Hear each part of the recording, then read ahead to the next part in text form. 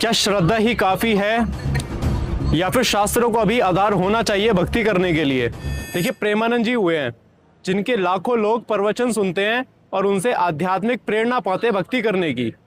लेकिन आप खुद विचार कीजिए, क्या सिर्फ मनमाना आचरण या मनमानी साधना ही मोक्ष करा सकती है?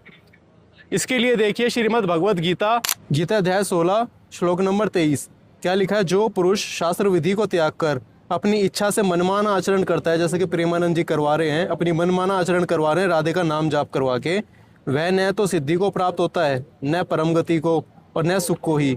न तो उसको सिद्धि प्राप्त होती है ऐसे व्यक्ति को, न गति मिलती है, गति भी कौन सी, परम गति, और न उसको सुख प्राप्त होता है। साफ लिखा हुआ है, इस प्रमाण के अंदर साफ बताया हुआ है कि मनमाना आचरण किसी भी प्रकार से नहीं करना है, केवल और केवल शास्त्र विधि अनुसार ही भक्ति करनी है। और वहीं प्रेमानंद जी जैसे ना जाने कितने ही अन्य कथावाचक भी हुए हैं जो मनमाना आचरण खुद भी कर रहे हैं और लोगों को भी करा रहे हैं।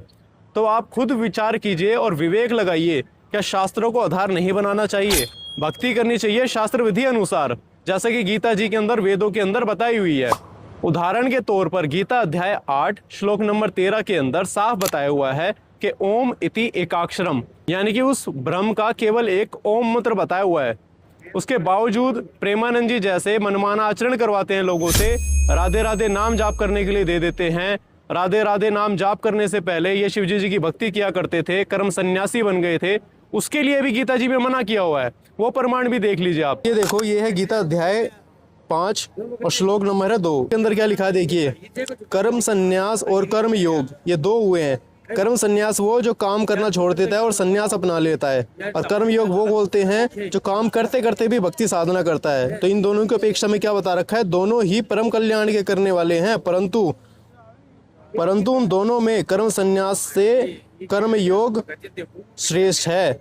कर्म योग को श्रेष्ठ बताया है कर्म संन्यास से। दिया आपने इसके अंदर भी देखा होगा कि कर्म संन्यासी से ज्यादा बढ़िया तो, श्रेष्ठ तो कर्म योगी है, जो कर्म करते करते भक्ति साधना करता है, उसको श्रेष्ठ बताया है। इसके बाद पूर्ण परमात्मा की भक्ति के मंत्र भी गीता जी में दिए हुए हैं।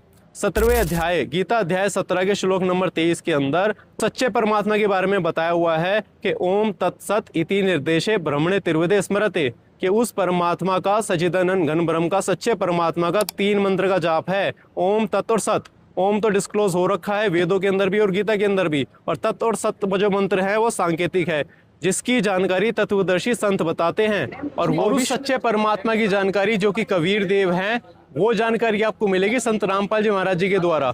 उसके लिए जाइए YouTube पर और सर्च कीजिए संत रामपाल जी महाराज और अपना कल्याण कराइए।